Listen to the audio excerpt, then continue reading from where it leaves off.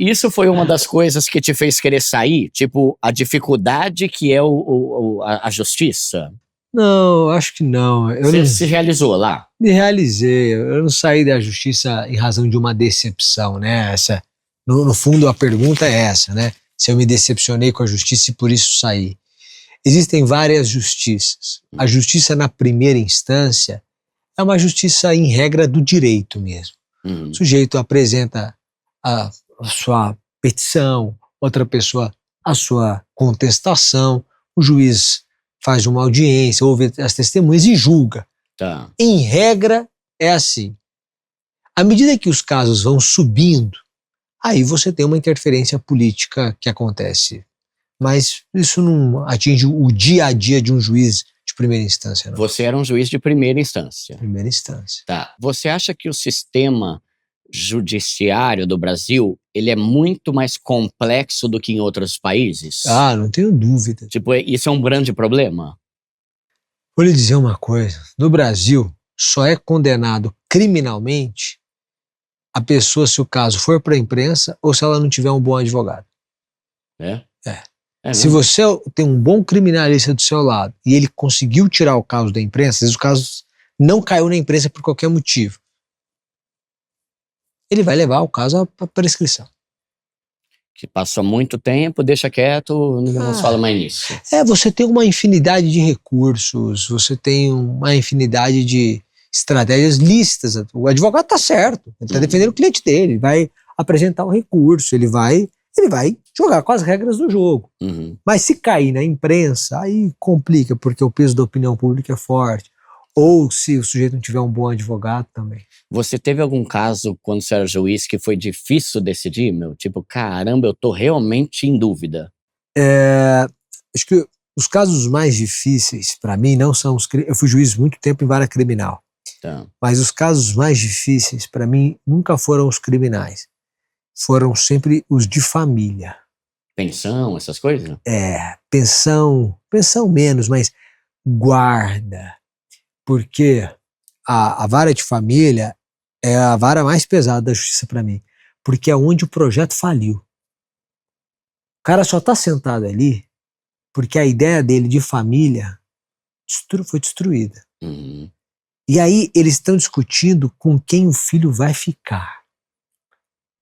E aí você tá ali, você tá decidindo, e um tá acusando o outro. E você, é difícil saber quem diz a verdade.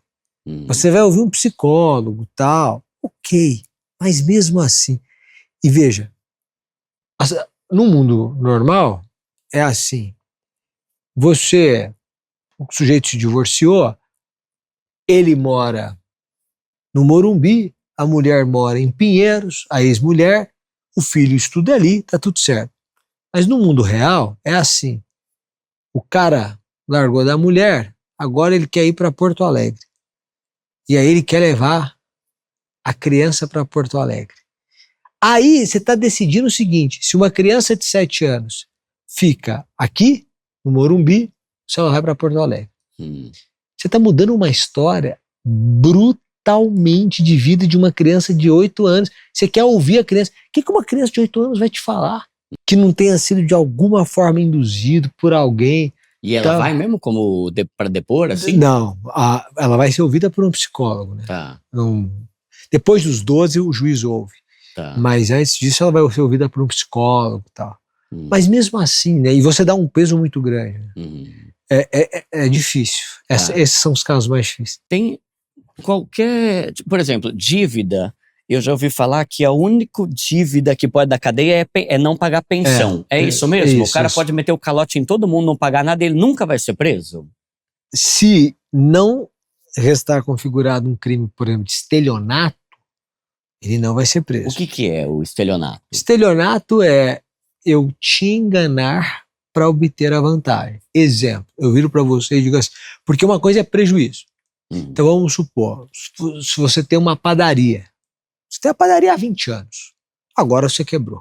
E você quebrou, você tem uma dívida de 5 milhões na padaria, você tem 1 milhão para pagar. Então, vai ter que chamar todo mundo e dizer, ó, eu estou dizendo grosso modo, gente, eu tenho 1 milhão, eu devo 5. Se cada um topar receber 20% todo mundo recebe um pouco e eu vou embora. Ah, mas isso aqui é uma sacanagem, não sei o que, é o que eu tenho. Beleza? Você não vai ser preso por isso. Então pode ser 1 para 5, 1 milhão para 5 milhões, mas pode ser 1 bilhão para 50 bi. Então o cara deu um rombo de 49 bi. Às vezes, isso esconde a prática de crimes que acontecem. No estelionato, eu viro para você e falo, cara, tem um negócio muito bom, que é o seguinte, se você aplicar seu dinheiro comigo, eu tenho uma técnica, um robô que aplica em ações, eu consigo te pagar 5% ao mês 10% ao mês de juros, porque eu tô ganhando 30, 40 aqui. Você quer botar? Aí você põe. E aí aquela pirâmide. Desde o início, eu sei que eu não vou conseguir te pagar. Tá. Então eu tô enganando todo mundo. Isso é um clássico caso de estelionato para eu pegar o dinheiro para mim. Eu vou pagando, o que entra agora tá pagando você, daqui um ano eu desapareço e levo o dinheiro. Aí pode ser. Mas assim, é preciso distinguir a insolvência, que pode ser derivada de qualquer fato, às vezes por um caso fortuito, o sujeito não tem nem responsabilidade, assim. Mas aconteceu, sei lá, o cara era dono de uma... agora a gente viu no Paraná uma cidade completamente destruída. Então ele era dono da padaria, veio um vendaval, destruiu tudo. O cara vai pagar como? Vai pagar o quê? Gente, o cara perdeu tudo e quem era credor dele perdeu tudo. Então, insolvência, que pode ser por incompetência ou por um caso fortuito, não é um ilícito penal e nem pode ser. E tudo isso cai na mão do juiz, no final das contas? Se for judicializado, sim. É responsa, né, essa função, né? Te dava muito estresse? Não, o homem se acostuma a tudo, né? É mesmo? Mas teve algum que se arrependeu, sei lá? Eu acho que sim, claro. Mas aí tem como o cara recorrer. Sim. Acho que às vezes você olha e fala, acho que eu podia ter sido um pouco diferente. Porque você que determina até o tempo que ele vai ficar na cadeia. Sim. Caramba, mano. Tá. Mas o grande prazer do juiz não está em condenar. Pelo menos para mim o grande prazer estava em absolver. Tá. Porque uma pessoa de moral média, quando ela responde a um processo penal, aquilo é suficiente para tirar dela a paz. Entendeu? Porque sobre ela recai uma espada que a gente chama de espada de Damocles, que é uma espada que está sobre a cabeça do indivíduo, ainda não o atingiu, mas que lembra a ele a todo momento que a situação dele pode piorar, que ela pode atingir. Então, o sujeito que responde a um processo, ele vive, ele continua trabalhando, mas ele responde a um processo. Ele sabe que a qualquer momento a situação dele pode piorar. Tá. Então recai sobre ele a espada de Damocles. E quando você está diante de uma situação como essa, e você é o juiz da causa, e você percebe que o sujeito não cometeu o crime, em audiência, às vezes o juiz, na maioria das vezes, ele não decide a audiência. Mas o Ministério Público já sabia. Quando terminava a audiência, alegações, algum requerimento, ninguém quer requerimento, virava para o promotor, ou para a promotora do lado dizia, excelência, alegações finais orais. Aí ela já sabia que eu ia absolver. Por quê? Porque quando eu era para absolver, eu fazia questão de já resolver o caso em audiência. Tá. Entendeu? Porque eu queria tirar a espada da cabeça do indivíduo. Entendi. Entendeu? Eu falava, o Ministério Público tem a palavra, tem 15 minutos. Tá. Aí o Ministério Público falava, agora a defesa, tá. Aí eu sentenciava em audiência.